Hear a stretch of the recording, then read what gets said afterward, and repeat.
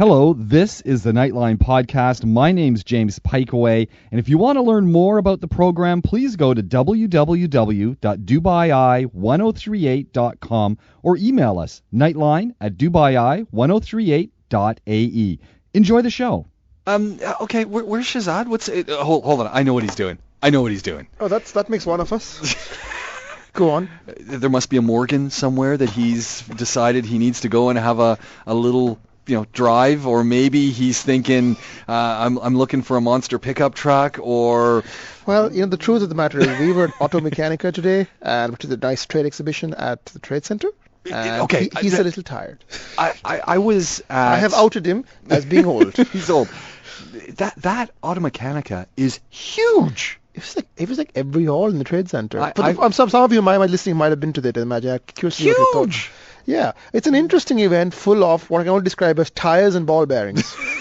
There's batteries. I saw windshields as well. There's a lot of batteries. I figure, and this would be a great Automechanika challenge, free idea for you, Messi Frankfurt, when you're on the event next year, that you could build a car from all the parts you find at Automechanika. I think you could do that. Pretty easily. Yeah. And it's very interesting. It's very business focused. So it's not a consumer-facing exhibition like the motor show. It is just an exhibition for parts, not automotive. But it was heaving with people. Couldn't find parking at all. No, there's no parking. Every hall is filled, and there are people everywhere. I mean, it was spectacular. I only know because I was walking through to go to the photography live thing in Zabil 1 yesterday. Oh yes, the photography. They actually asked us, which exhibition are you here for? And we're obviously not here for the photography exhibition. We're motoring Middle East. Yeah. And then we walked in and we didn't really know what to make of the whole thing. No. It is an interesting event, isn't it? Yeah, I was really impressed.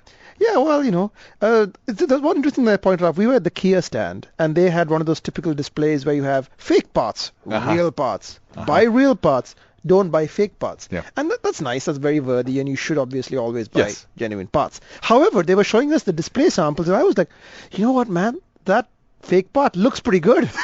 It looks better than the real part. Yeah. The packaging, everything about them is amazing. And to be honest, it looks nicer than the real part. Yeah. But according to what they told us, it'll last half as long. Yeah. It could break apart. And obviously, it's your engine, so would you want to take a risk like that? No. But for the punter, I'm just saying, I'm an experienced motoring journalist, I like to say. And even I was taken in and then aback when I got it wrong. I couldn't figure out which is the fake one. So fake parts are a huge problem. Not just Kia, I think across the board. Everybody had something similar. Automechanika, if you're in the industry, it's a great opportunity if you go check it out. It's at the World Trade Center. I think it still goes on till tomorrow as well. It is quite a long exhibition. Yeah, so there's lots to see. It's not if you're a consumer, there's nothing. It's not for you. No, it's not for you. Yeah. But if you're in the biz, then you want to be there. Yeah. Hey, if you're in the biz of driving cars and you like cars and you're interested in cars, then you're tuned into the right place, because this is Car Talk and we're talking about cars. I asked you. We typically ask, what are you guys driving? You're not actually driving anything right now. We're on a wee break while I'm editing all the videos from all the things that I'm supposed to have done 2 months ago. But yes. Yeah. I happen to have been behind a Tesla 2 days ago. And I did run after the guy when he drove into the parking lot. It's an electric car. He's not that slow. No, he's not. Those things are fast. And I got to tell you, when he saw me sort of running after him, as I got out of the Jeep, I just wanted to get... When you see a wild-eyed man running after you, you obviously offer somebody to stop and have a chat with him. Yeah, he accelerated. Fortunately, I was not in front of the Tesla, but I do know where he drops people off every day. So I'm going to go back. Good. That's good. It was. We don't recommend this behavior. It was beautiful. Beautiful car. Really? What do you think of the Tesla? I love it. As a concept? I think it's awesome. See, Shazad's very... he's not here, so I can say whatever I like. The thing is, he doesn't really believe electric cars. He believes hydrogen cars are the future. Electric cars are a red herring, as he describes it. Yeah, well, you know what? I am with you on this. I think electric cars are the future, because while everybody's waiting for this imaginary future where hydrogen cars are going to pop up and be awesome, in the meantime, we have electric cars. That is the stepping stone. It's going to be a long stepping stone that might outlast our lifetimes. It might be. And you know what? I got to say, they've really made these Teslas work. They look good. They've got a great profile. And there is demand for them. So just not here at the moment. Not yet. I think it's coming. I think we're starting to see cars. We've seen the Prius has finally turned up here. You can finally buy these cars. The question is if the market responds to them. And right now, I think it's too early to tell. Especially the full electric car and the brutal heat you're seeing outside. And I think that's the issue, is that people have been whitewashed or with this whole idea that, it's not going to work here. Hey, you know what? They're tested. Give it a shot. They test these cars Again, in Nevada. Mr. Sheikh, they drive them in Nevada. They drive them to the Grand Canyon. They drive them in Las Vegas. So, okay, it's hot there. That's a popular misconception that, because America is as hot or much colder, that fine, that doubles for Dubai. No. You are correct in assuming that. However, what Nevada does not have that we have is very high levels of humidity at the same time, and secondly, dust. What you're really checking for in Dubai with hot weather testing is dust. Yes. And dust gets everywhere, and That's dust messes up your entire true. engine. Absolutely true. Speaking of hot weather testing, did you see, or you haven't been on Facebook? If you've been on Facebook or facebook.com/motoringmiddleeast, I was on you will have seen Facebook.com motoringmiddleeast. Did you not read the notes? You would have noticed that the notes came from your Facebook page. I have read the notes actually this week. You might notice that those are the same notes that we didn't read last week, and some of those are from the week before. Anyway. I noticed that as well. I'm not commenting on your lack of new news. The thing is, we have a scoop on our Facebook page. We have the first video of the new Nissan Navara, which we caught hot weather testing in Dubai. Nice. The Nissan Navara, for those of you wondering, is a pickup, like the Toyota Tacoma, like the Chevy Colorado. It's a mid-size pickup, so like the Hilux and that sort of class of car. So we saw it driving around with all the badges taped up, completely fine little car. I'm not sure if it's actually been revealed yet, so big scoop. Okay. And of course, I immediately knew there was a Navara, and Shazad was like, where are we? What's going on? Because he's old. But do you know how he knew it was a Nissan? It's almost like he needs a walker when he comes in here. He really does. He pretty much takes out his dentures and drops them into a cup. Straight into a little glass. Yeah. The thing is, they went to all that effort of taping up the badges, covering up the car, and then the man behind the wheel, Nissan shirt. Bright orange Nissan shirt. Such a nice man. I waved to him and he waved. Nice. Sweet, sweet chap. Sorry for not holding. And also said big testing on the side in letters. There we go. Yeah, brilliant. I look forward to seeing those come. I don't think we'll get them here. I think that's just testing for other markets. I think they might bring it here. The Navara is not like a commercial vehicle, so it looked like a lifestyle car as well. I think they're going to bring it. I think they're probably. I hope so. I hope so. I'm a big fan of the Nissan pickup. Yeah.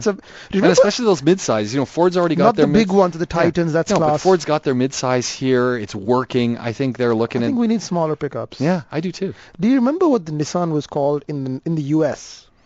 It was called a very odd name. Do you remember what it was called? No. It was called, I kid you not, the hard body. I don't remember that. Yeah, in America it's called the Nissan Hardbody. Yeah, don't ask me why. I do not remember that. But then Toyota was called, the Hilux in America was called the truck, the Toyota truck. Okay. I mean, what it says on the tin. There we go. We should have these names coming back. The Volkswagen Fox. Yeah. The Rabbit. Yes. Loved all those. I owned a Rabbit. We need to have more wacky names in cars.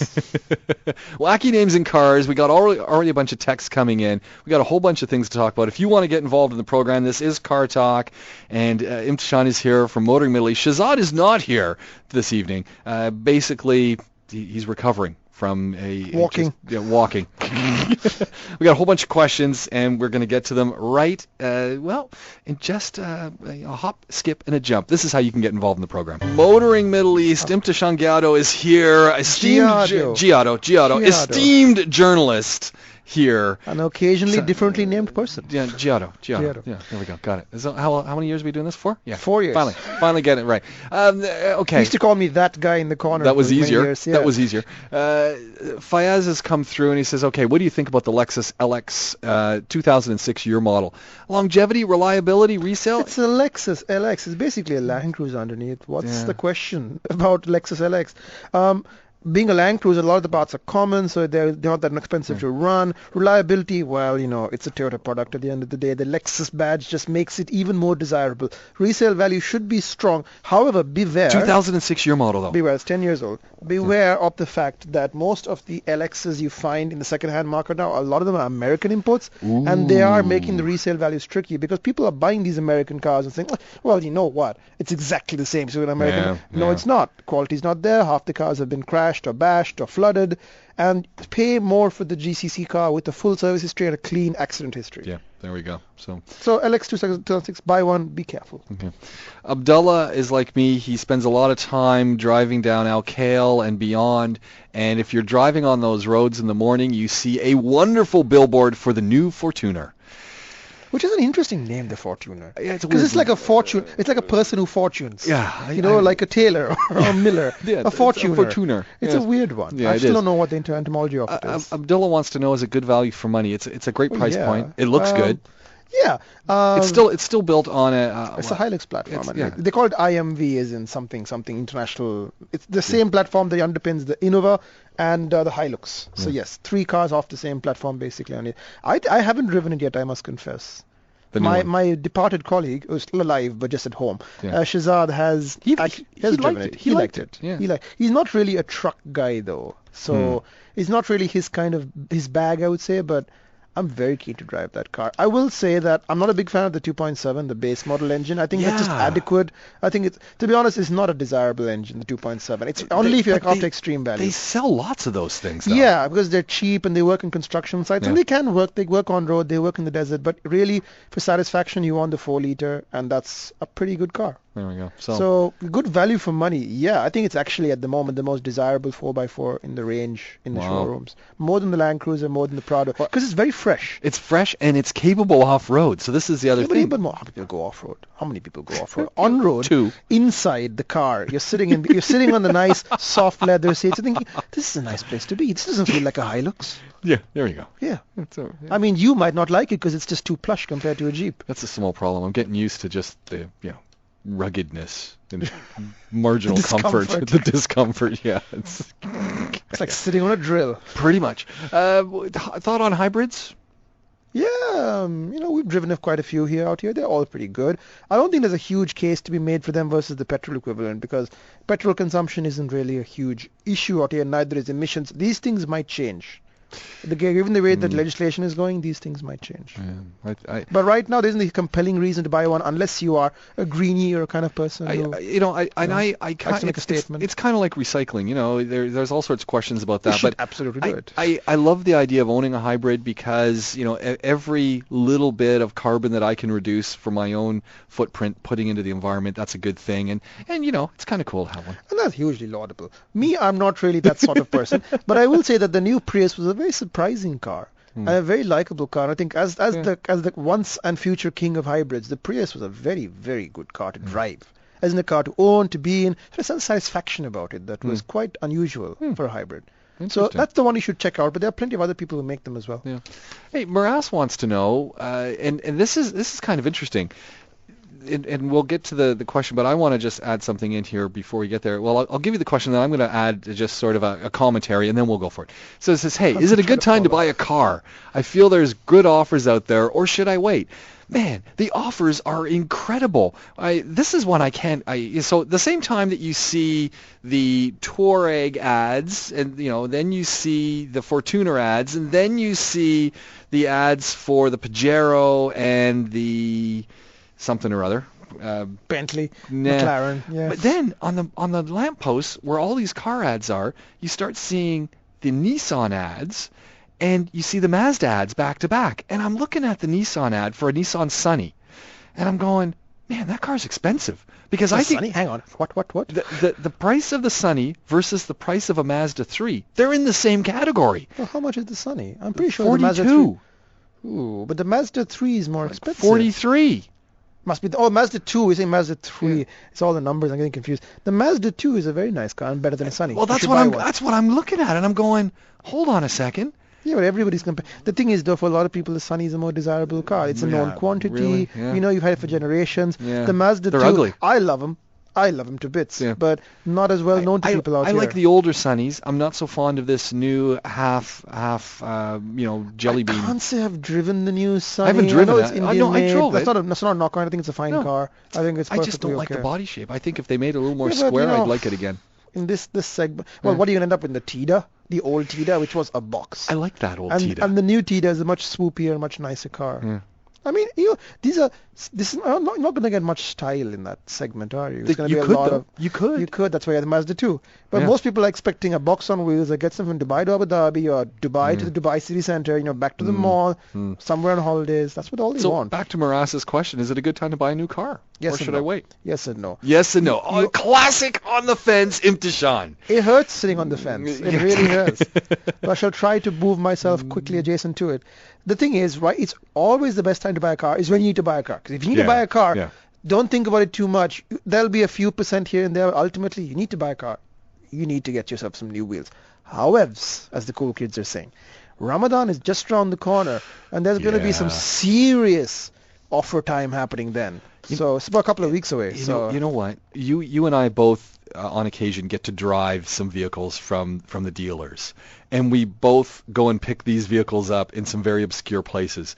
And when you're picking up the dealers' vehicles in these obscure places, you often drive by their holding pens for all the vehicles that they have. I'm telling you, all of these dealers are stocked to the, they're they're all waiting for Ramadan. Ramadan is the big sales event of the year. I couldn't believe it's 2 the weeks. number of cars I'm seeing. I mean, unless somebody's willing to do you a really good deal, which to be honest, everybody is right now across the board. Everybody's doing good deals. But in Ramadan, the deals will get even better.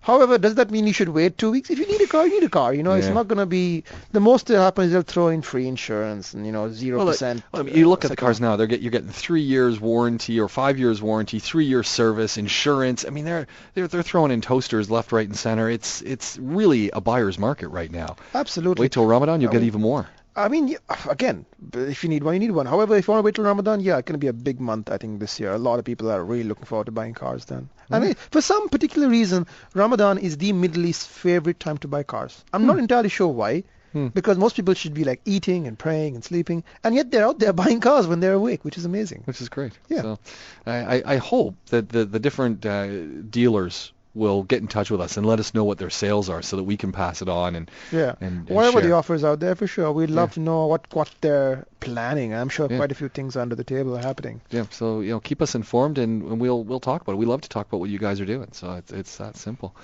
By the way, this is Car Talk if you're wondering what you're listening to, and if you want to get involved, it's really easy. You can phone through or you can SMS through. All those details coming up in just a second. Another question's come through. It says, "Hi guys, I have a 2014 S500 and I can't stress how loud the fan is. We have a few more of the same car in our parking, but I've never heard any of those make the same kind of noise ours does. Please help." It's a tricky one, isn't it? I mean, the stock boilerplate answer is take it to your dealer. Yeah. And that's the answer. A dealer will know what's wrong with it. If you're sure that the car is making more noise, then you need to go and speak to a technician. However, it is a bit hot now, and every car is running a bit hotter because the fans are running a bit longer. So I don't want to excuse it, but that may be what's happening. However, that means it might be an issue with your fan, might be a blockage. It might be serious, it might be nothing. It might be worth checking out, don't you think? Yeah, I think at this point you want to. You don't want to take a chance with melting down your engine on a hot summer's day. Yeah, 2014, that thing's still under warranty. Plenty of warranty. Yeah, so go check it out. Go check it out and tell them that it's making too much noise. Yeah, you know what? Even better, get the nice thing running nice and hot so that fan's running, and then take it in and get the service manager to come out and say, "Listen to this," and then say, if you're taking it to get it serviced, there's going to be other S500s around. Yeah, they're going to know. Yeah, and they'll know if that's normal or if that's not normal, won't they? Exactly. Yeah. And they don't want you walking around telling everyone, "Hey, I'm not going to buy another one of these things." So. I tell you what, I like S500s. Who doesn't like a big old Mercedes? They're just a beautiful car. I think that they are lovely to drive. When you get lovely at S500s. When you get to that is the Mercedes to get, the S500. Yeah. I know it's not very Dubai of me, but I don't think you even need the AMGs. I don't think you need the S63. I don't need the S65. Just take it. Just the 500. Yeah. But also when I was young, the 500 was the cool number. Now of course there's like so many more numbers. It confuses me. I see all the CLs and this and that, and it's like, it's very simple. I just want the S class. Yeah. Or I want a G class. I'm very simple. S and G. All this A, B, E, F, whatever. I don't know where it's going. I look at them and I'm trying to figure out what I just walk. I go into the showroom. I walk straight past them and go to the S class. There we go. Yeah. It's that easy. Yeah. Back to the Fortuner, real quick one. What do you think about resale value for those? I mean, it's a Toyota. Yeah. What's the question? If you buy it white, you'll be mistaken for a Deva car. Get the larger engine. Yeah. Boom. You're going to sell that thing. Yeah, I mean, I wouldn't worry about the resale value for Toyota. It's 4 liter, and those things are light. Proviso. Okay, proviso. Obviously, don't sell it in the first year you bought it. No. Because you're going to lose the maximum amount of value right off the bat. So don't do that. Other than that, you're fine. But that trolls true for any car. I mean, no car is an emergency fund of money that you can tip into. Yeah. Every car loses money the moment you drive out the showroom. Some less than others. I think Toyota's definitely less than others. So it could be a worthy thing to go and check out. But The there's new Fortuner is such a good-looking car. I've seen more and more of them on the roads. I think they're going to be supply restrained because I think a lot of people are going to be looking at that car and going, I think the new body design, it's taken it Just away. in time. It's no. When I see the old ones, I see construction. When I see the new one, I see family fun It's machine. very agricultural. I remember Yeah. sitting in the old one. It had these seats which had this horrible texture to them. They just felt kind of weirdly scummy, I suppose the word is I have for. No. They're nice. They were hard wearing, but they didn't feel like they were an expensive premium product. They It felt was a like construction you could vehicle. pour coffee into it Yeah. and you'll be fine. You know, you Yeah. could spill your carrots on it. I don't know what they're doing there on the construction site, but yeah. All construction guys eat carrots. Exactly. It's With eyes, dip. just for their eyes. Yeah. But on the other hand, the new one feels like you don't want to spilling coffee on it. It's a nice interior. Now, And- those of you with old Fortuners, they are nice cars. I'm not saying they're bad cars. Yes. No, people with the old Fortuners are going to want to trade into the new one. They're looking at the new ones Exactly. going, I So want maybe that. if you're looking for a slightly used Fortuner, now's the time. You never know. Yeah. It'd be interesting to see what's going on over there at Toyota, what the deals they're making and what they're doing with the old ones they're taking in. Well, they probably all disappear because as we Yeah. all know, old cars disappear. Like, people out there do an experiment right now if you're sitting in traffic. Look around. How many old Mustangs do you see? Yeah, no. Where have they all gone? Yeah. What happened to the Lamborghini Gallardo? Vanished. Even a 2009 Wrangler. There's not too many 2009, 2008 Wranglers. 2009. No, you don't see They them all on look road. the same as my Wrangler. How can you tell? I can tell. Why are you looking into people's dashboards? That's the only way you can tell. I can tell because I see people with that beautiful steering wheel from a 2008, 2009, and I go, that's a real Jeep, not the new one that's got that funny little steering wheel in it. What's wrong with the two new steering wheels? It's just too much. It's not a real Why? Jeep steering wheel. Why? Yours looks like it belongs on a wagon. That's what a Jeep is. I don't want one of those something that Or a comes out of bus. Cherokee. I don't want a Wrangler. A Wrangler is not supposed to look like a Cherokee inside. And that's, Yeah, but I have steering wheel buttons. well, that's not a Jeep. That's. Yeah, but I can change my stations, Why up would my you volume. do that? I do too with my hand. I just reach over and push the little button on It's the too back. much effort. Simply too much. Car Talk, we want to hear from you. You're driving around in something right now and you're saying, you know what? Should I just go for that new Camaro? Should I just Yes. go for that new Tita? Yes. What about the Mustang? Hey, you know Okay. what? I'm thinking about going for a Nissan Patrol, or maybe, just maybe, I'm going to go for a Volkswagen. You're wondering? You got a question? You're thinking, what should it be? This is the place you want to get involved. Imta Sean is here from Motoring Middle East. We're talking about cars. If there's anything that really matters in the automotive world, we're talking about it. I mean, last week we were doing relationship advice. I know. That was a great show. That was a great show. That was challenging from my perspective. Yeah. But I did the best I could. There's only one piece of advice you need to follow. And people make careers out of this. Really, you can save us all a lot of money Yes. and fees? Yes. The wife or the girlfriend, interchange them, are always right. Boom. Happy wife, happy life. You live by that doctrine, your life Can will I work. add to that? Yes. If you're shopping for your wife's car, Yeah. Don't say, I'm going to get my wife a car. Let her pick the car. She knows what she wants already. let the car buy the wife buy the car. What's Yeah, happening to my let her brain? buy the Yes. car. And typically the women buy the cars anyway. They're going to tell you what they want. You're going to say, I'm thinking of getting this. They're going to go, yeah, I don't know. Actually, we can expand that further. For every gender, if you want to buy a car and you got a nameplate in your mind, buy that car. Yeah, exactly. Just don't buy anything Hey, else. you know what? Let's head to the phone lines. Line 3, first caller of the night. Good evening. Welcome to Nightline. Hi, welcome to the show. Yeah, hello. Hi, how are you? I'm very good. Actually, unbelievable. One of my favorite shows. I can't believe I got straight through. I Oh, thought, man. would be much more people wanting to get through and talk to you guys. I don't where know. to buy You know- the car world. I think tonight the problem is that I think all of the lines are just cutting each other out, and Esther is just You waiting managed here. to break through. You so broke congratulations. through. Yeah. What's your question, yeah. sir? What can we help The you with? lucky one. Well, I have a question. It's a bit of a complicated one, so I Okay. think it's something you specialize in. I own a 2012 86 Toyota 86, one of the first in the country, and it's a big following for this car. At the same time, we have very big clubs together with the Subaru guys. I'm just looking to see what could be an option to trade it in or get something more powerful. Because there's obviously yeah. lack of power in this car. But it's with cute, though. all the- It is amazing. It's like Cute everything isn't the else- word. I summed that car up when I drove one.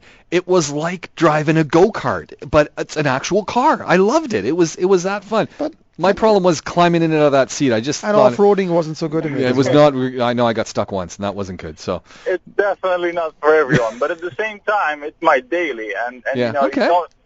you can't.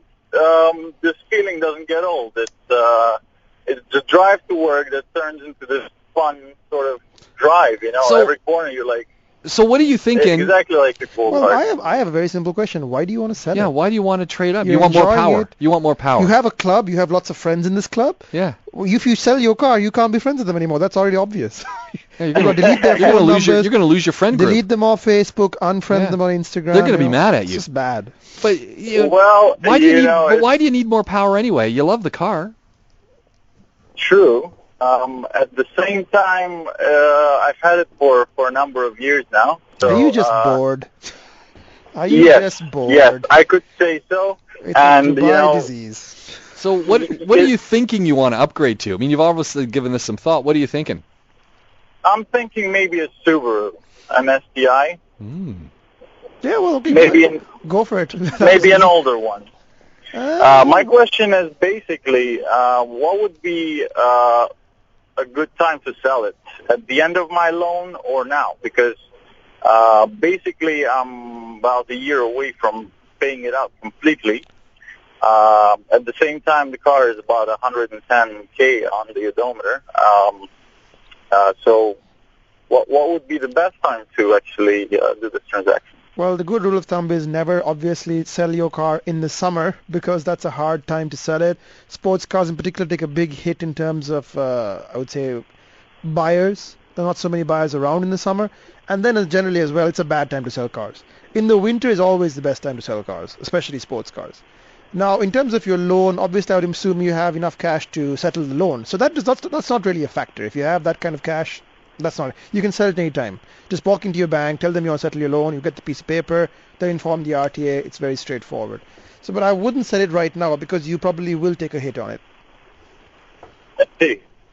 Yeah. All right. So you're suggesting to wait till the end? I would say wait, not necessarily, because if the end of the loan is 1 year away, you'll be exactly the same time next year, the summer 2017. That won't help you. Yeah, you don't want to sell it in the summer. Maybe in the fall, new people coming in. Yeah, I think September, October, that's the best time to sell when the weather Yeah. is nice. And lots of people, it seems like an old wives' tale, but in the winter, there are a lot more people interested in buying cars. The closer you get to December, you will find a lot more people are interested in the car. And also, to be honest with you, you're in the clubs, you know the connections, you know the people. Put the word out. Yeah. Honestly speaking, with the car which is a little bit specialized and you're going to try to sell it into Bizzle, you would better to find somebody from your club who knows what the car is worth, who knows what you've put into it in terms of time and sweat and so on, and is willing to pay you that little bit extra, because you find that a lot of people who haggle online might not give you what you're looking for. So it's best to put the word out. I mean, sell to a friend as often you can, especially with a car like this.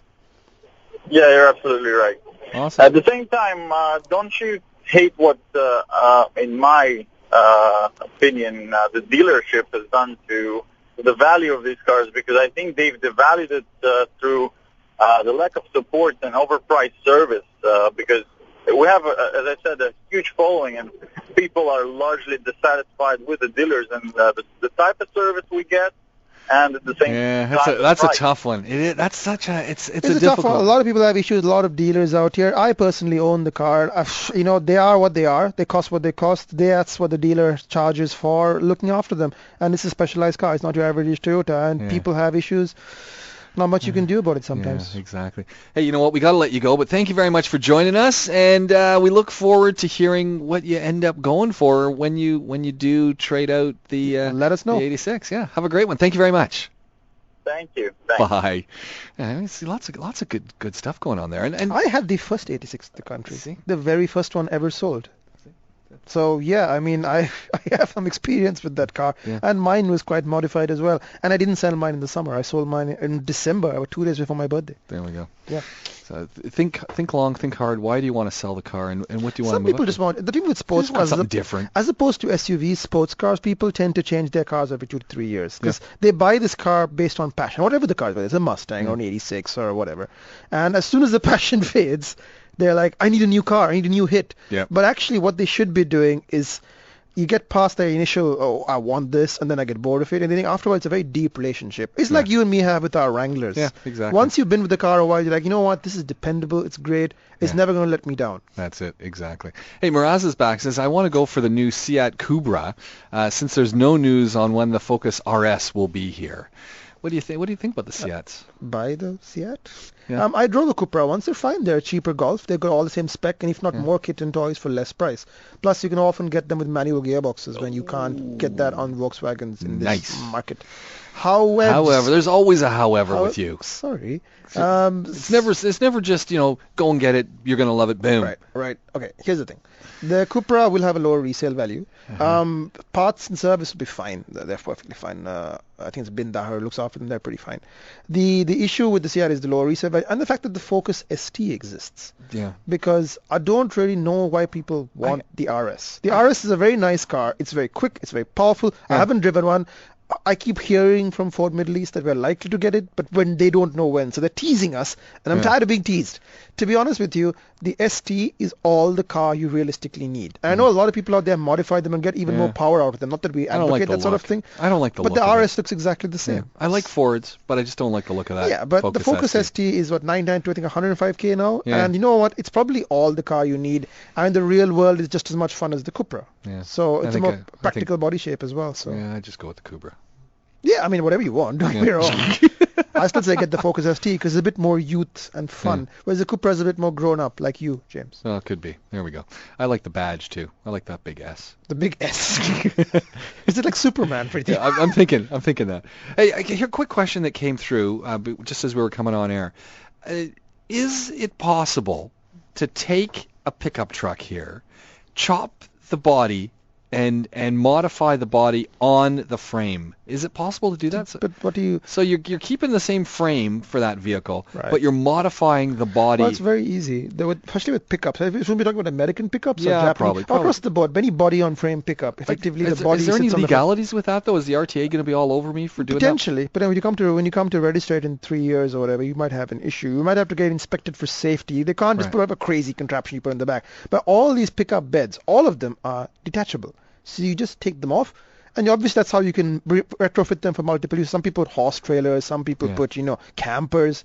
Anything is possible. But do check with the RTA first, and they might need a technical inspection. In fact, they might require it as well to make sure that you've done the job safely and that there are no compromises. You don't want a car that's like a 16-foot wide bed at the back that's like taking up 2 lanes, Yeah. Or I think some or falls off because you didn't tighten all the bolts. Yeah. Or so they'll probably have to inspect it. I think part of the idea was, hey, you know what? I'm going to get my regular bed. I'm going to cut back on the bed a little bit. I'm going to expand it inside. Put a camper trailer. Yeah, who knows? Who knows? But I think, so just before you do any of this stuff, make sure Speak to the RTA first. You might have difficulty because it's a bit of a technical question. So they do have people who can sort that out, though. All right, excellent. Another text that's come through says, I have a 97 Wrangler Sport, still runs like a bull. Hail the Wranglers.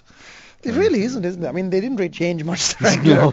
And the new one's out and about right now, and there's even rumors of a 4-cylinder Wrangler. Who would buy a 4-cylinder Wrangler? Lots of people in other countries. Not this market. No one. But the idea is that it's going to be positioned. They probably have the V6. In fact, I know, although you didn't hear it from me, like if from everybody in the radio right now, that there will be the V6. It will be there. It'll be slightly more powerful. It'll have the 8-speed transmission. It will be slightly longer, the Wrangler, because the 8-speed doesn't fit in the existing body. That's why they have a 5-speed in the new car, the current car. So you need to the Wrangler's a little bit longer, not too much, but a little bit, just to fit the transmission.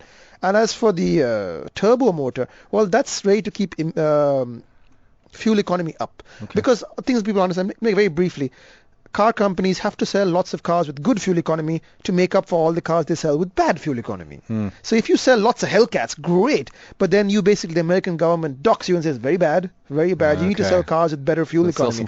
These rules also come into the Middle East. Places like Saudi Arabia already has them in place. It's called CAFE. Look it up. Here's my thing. If I'm going to be buying a 4-cylinder Wrangler, it's like I got a wannabe Wrangler. Why wouldn't I just go buy a Renegade? Because this Wrangler motor, as I understand it, according to the latest rumors, they're not confirmed, will be a turbo 4-cylinder motor. So it'll actually put out something like 300 horsepower, which is more than the current V6. So it's going to be interesting. And the new turbo motors that we've driven are all very punchy things. So You got to get over it. You got to get over it. I don't think you are. Your face says you're not getting over I'm it. not getting over it. Not anytime soon. We want to hear from you. If you want to get involved in the program, it's really simple. This is Car Talk. Motoring Middle East. Imtishan is here, which means we're talking about cars. If you want to get involved in the program, of course, you know how to do that. 4001 is the SMS number.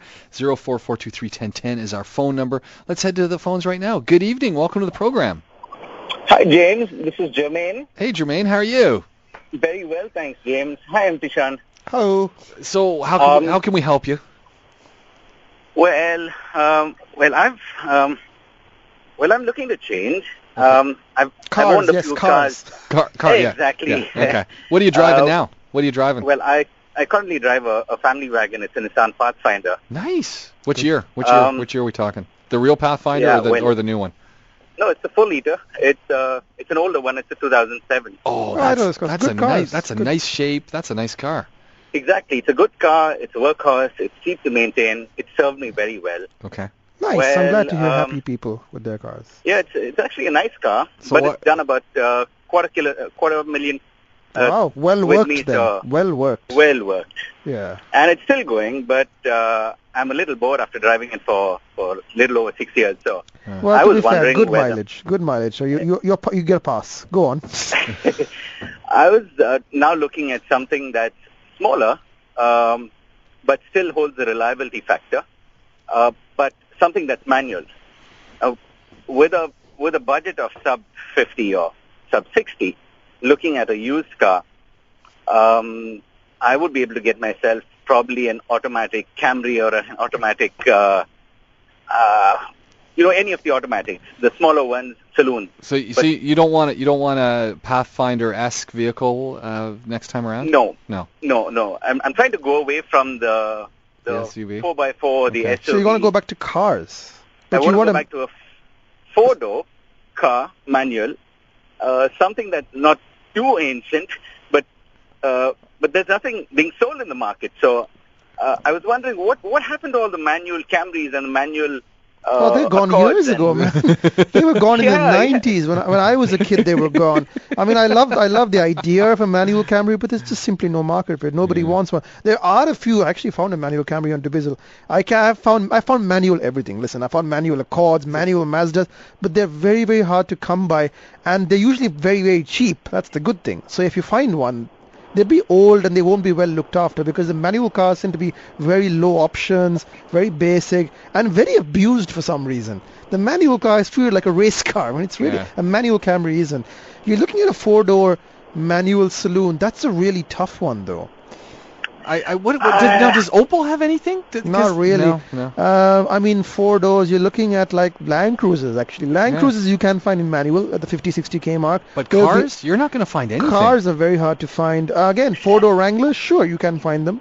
You know what? I had actually come across something in Oman because I know that the Toyota dealer in Oman had been bringing these in for many years, and I think he stopped selling these in 2011 or 2012. And I was wondering, would any of those cars sneak into the UAE and be available over Which here? car? Which car are you talking about? I know that Toyota was doing it, and Toyota had these fleets.